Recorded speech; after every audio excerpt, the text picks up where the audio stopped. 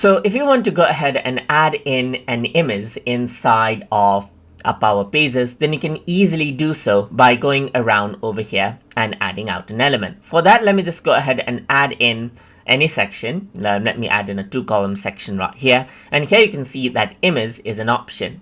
Once you go ahead and click, you can go ahead onto stock images right here, or you can go for URL images as well as you want. So let's say, for example, I'm going to go to stock images and I'm going to go around and search for, let's say, for example, computer right here, just like this. And then I can go ahead and choose the image that I like right here.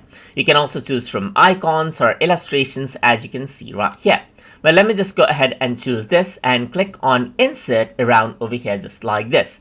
And it uploads out the image and it'll be loaded right here.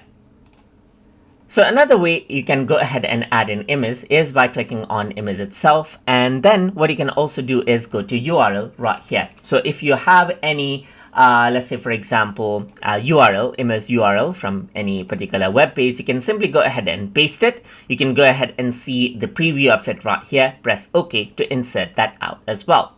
Let me just go ahead and add in another section right here, just like this, and click on image around over here as well.